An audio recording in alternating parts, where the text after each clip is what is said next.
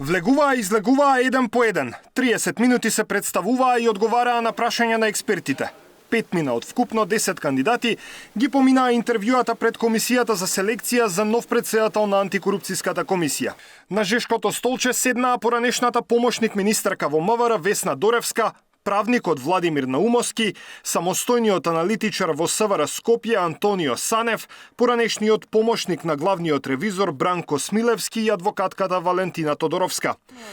Доревска во својата визија за ДКСК рече дека неопходно е продлабочување на соработката со останатите институции од оваа област, особено со јавното обвинителство, посочувајќи дека голем дел од предметите немаат завршница. Моето мислење е дека треба да продолжиме на јакнење на превентивните механизми, на добри законски решенија, Државната комисија да си ја земе онаа улога која што навистина ја има во делот на креирање на антикорупцијските мерки. Сите закони кои што се изготвуваат во извршната власт треба да поминат токму преку оваа комисија. Мислам дека тоа во пракса не функционира. Правникот Наумовски пак вели дека ќе работи на 3 постулати кои се неопходни за силна антикорупцијска. Јакнење на интегритетот, зголемување на транспарентноста, превенција, контрола и надзор, поддршка на пријавувачи, прозрачна комуникација, вклучување на граѓанскиот сектор и медиумите, меѓуинституционална координација. За аналитичарот Санев приоритет е работа на нов кривичен законик. Мора да се измени,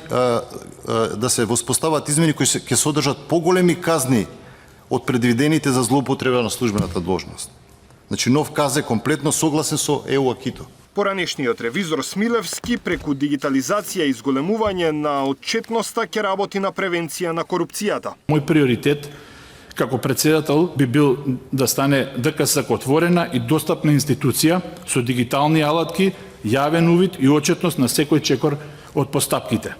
Мојата визија е ДКСК да биде независна, стручна, целосна, транспарентна, која служи исклучиво во интерес на граѓаните.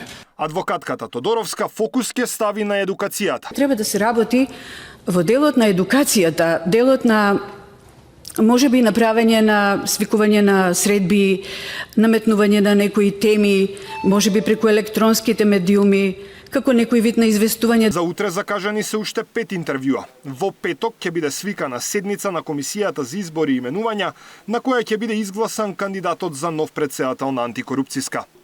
Даниел Василев, Сител телевизија.